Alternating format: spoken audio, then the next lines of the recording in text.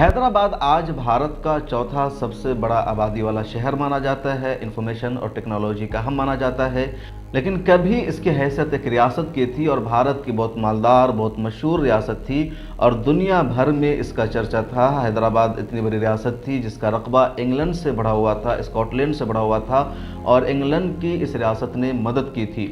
1941 کی مردم شماری کے مطابق ریاست حیدرآباد کی آبادی 1,60,00,000 افراد پر مشتمل تھی اور اس کا کل رقبہ تھا 2,14,000 مربع کلومیٹر یا 84,000 مربع میل، جو انگلینڈ یعنی برطانیہ کے رقبے سے بڑا ہوتا ہے، اور اس کی جو آمدنی تھی اس وقت وہ بھی بہت زیادہ تھی، 9 کروڑ سے زیادہ آمدنی تھی، جو موجودہ دور میں 37 لاکھ ارب ڈالر کے برابر ہوتا ہے۔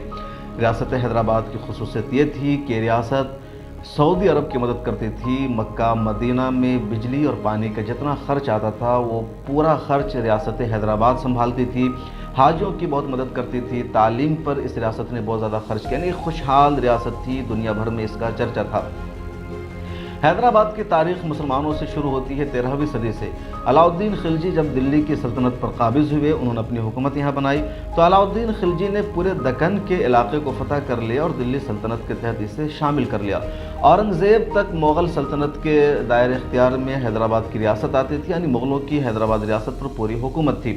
جب اورنگزیب کا انتقال ہو گیا اور مغل سلطنت زوال پذیر ہونے لگی تو میر قمر الدین صدیقی نام کے ایک شخص نے حیدرآباد میں اپنی آزاد ریاست قائم کر لی اور مغلوں سے ان کا الحاق برائے نام رہ گیا، بلکہ یہ مغل پر حاوی تھے۔ اس دوران انگریز بھی ہندوستان میں آ گئے، لیکن حیدرآباد کی ریاست انگریزوں سے بھی آزاد تھی اور حیدرآباد میں نوابوں کا، نظام الملک کا اپنا سکہ چلتا تھا۔ میر قمر الدین صدیقی نے 1724 میں حیدرآباد میں اپنی سلطنت قائم کی، اپنی حکومت قائم کی اور انہوں نے اپنا لقب رکھا آصف جاہ نظام الملک۔ حیدرآباد کی ریاست چلتی رہی اور دلی پر چونکہ انگریز قابض ہو گئے تھے، یہاں برٹش سلطنت تھی۔ حیدرآباد کی ریاست آزاد تھی، اس لیے اسلامی علوم و فنون کو مسلمانوں کو یہیں سے ترقی ملی، یہیں سروج ملا۔ اردو، عربی، کئی ساری لینگویج جو پہلے دلی سلطنت سے فروغ پا رہی تھی یا مسلمانوں کو سکون مل رہا تھا، وہ سب حیدرآباد سے انجام پانے لگا، اور انگریزوں نے بھی حیدرآباد کو چھیڑ چھاڑ نہیں کیا، کیونکہ یہ نہ برطانیہ کے معاملے میں مداخلت کرتے تھے، نہ ان کے ساتھ چھیڑ چھاڑ کرتے تھے، اور یہ اپنی ریاست کو خوشحال بنا رہے تھے۔ یہ ریاست اتنی مالدار تھی کہ 1939-40 میں جب سیکنڈ ورلڈ وار ہوا اور برطانیہ کی حالت خراب ہو گئی، تو اس مالی کرائسس کے دور میں حیدرآباد کے آخری نواب میر عثمان علی خان نے بڑے پیمانے پر انگلینڈ کی مدد کی۔ اس کے علاوہ انہوں نے خلافت عثمانیہ کی ہر ممکن مدد کی اور مسلمانوں کو ہر طریقے سے مدد پہنچائی۔ 1947 میں جب ہندوستان آزاد ہو گیا اور 2 ملک بنا، ایک ہندوستان ایک پاکستان، تو اس وقت بھارت میں تقریباً 500 چھوٹی چھوٹی ریاستیں تھی، چھوٹے چھوٹے اسٹیٹ تھے جو برطانوی حکومت کا حصہ تھے، ان سب پر برطانیہ کا قبضہ تھا۔ جب ہندوستان آزاد ہوا اور 2 ملک تقسیم ہوا تو ان تمام ریاستوں کو اختیار دیا گیا کہ یا تو وہ پاکستان کے ساتھ مل جائیں یا ہندوستان کے ساتھ مل جائیں، جس کے ساتھ چاہے اپنا الحاق کر لے۔ اس بیچ حیدرآباد کی ریاست نے نہ تو پاکستان کے ساتھ جانے کا فیصلہ کیا اور نہ ہی ہندوستان کے ساتھ رہنے کا فیصلہ کیا، بلکہ حیدرآباد کے میر عثمان نواب علی خان جو آخری سلطان تھے یا آخری نواب تھے، انہوں نے فیصلہ کیا کہ ہم ایک آزاد ریاست کی حیثیت سے رہیں گے، نہ تو ہم ہندوستان کے ساتھ جائیں گے نہ پاکستان کے ساتھ جائیں گے، لیکن بدقسمتی سے ایسا نہیں ہو پایا۔ وجہ کیا بنی کہ میر نواب عثمان علی خان کے پاس پیسے بہت تھے، دولت بہت زیادہ تھی، ایجوکیشن پر وہ اپنے بجٹ کا 11% حصہ خرچ کرتے تھے، اچھی عمارتیں انہوں نے بنائی تھی، لوگوں کو خوشحال بنایا تھا، رعایا ان کی خوشحال تھی اور دنیا بھر میں وہ خرچ کرتے تھے، سب کی مدد کرتے تھے۔ لیکن جو سب سے بڑی وجہ تھی، کمزوری یہ تھی کہ حیدرآباد کی ریاست میں مسلمان صرف 11% تھے، بقیہ 84-85% ہندو تھے، اور وہ سب کے سب ہندوستان کے ساتھ الحاق چاہتے تھے۔ میر نواب عثمان علی الحاق نہیں چاہتے تھے۔ حیدرآباد کے جو مسلمان تھے یا جو شہر میں جو لوگ رہتے تھے وہ بھی اس کے خلاف تھے، الحاق نہیں چاہتے تھے، بہت زیادہ پریشانیوں کا عالم تھا، کریں تو کیا کریں۔ دوسری طرف حیدرآباد کی ریاست کے پاس منظم فوج نہیں تھی، چنانچہ ہندوستان کی حکومت نے یا حکومت ہند نے ستمبر 1948 میں 5 طرف سے ریاست حیدرآباد کا گھیراؤ کر لیا، حملہ کر دیا۔ 4-5 دنوں تک جنگ چلتی رہی اور بالآخر ہندوستان کی فوج نے اس پر کنٹرول کر لیا، قبضہ کر لیا۔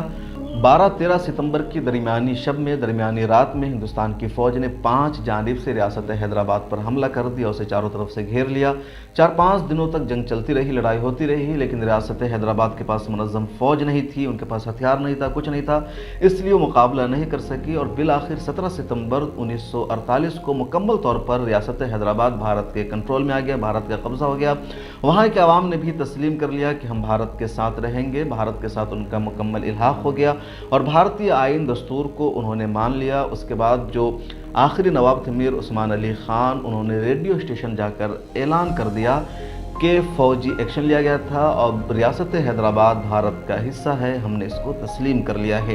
रियासत हैदराबाद 1948 में भारत का हिस्सा बन गया और हैदराबाद की जो पूरी रियासत थी 2,14,000 मुरबा किलोमीटर, इसको मुख्तलिफ हिस्सों में तकसीम कर दिया गया। चुनांचे इसका कुछ हिस्सा आज के महाराष्ट्र में है, कुछ हिस्सा कर्नाटका में है, कुछ हिस्सा आंध्र प्रदेश में है और कुछ तेलंगाना में है। और हैदराबाद जो मौजूदा शहर है उस रियासत का सदर मकाम था और जो पुराना हैदराबाद है वहाँ मुसलमानों की आबादी ज़्यादा है और हैदराबाद का जो सिकंदराबाद का एरिया है, दूसरा एरिया है, वहाँ नॉन मुस्लिमों की आबादी ज़्यादा है। तो पूरी तारीख़ है ये हैदराबाद रियासत की कि नवाबों का दौर ख़त्म हो गया, 7 नवाब बने थे और मीर उस्मान नवाब अली ख़ान 7वें हुक्मरान थे। हुक्मरानों में जो बने थे यहाँ के यानी हैदराबाद के जो नवाब बनते थे, सरबराह बनते थे, वो अपना अलग अलग लक़ब रखते थे। चुनांचे पहले हुक्मरान जो मीर क़मरुद्दीन थे, उन्होंने अपना लक़ब आसिफ जाह निज़ामुल मलिक रखा।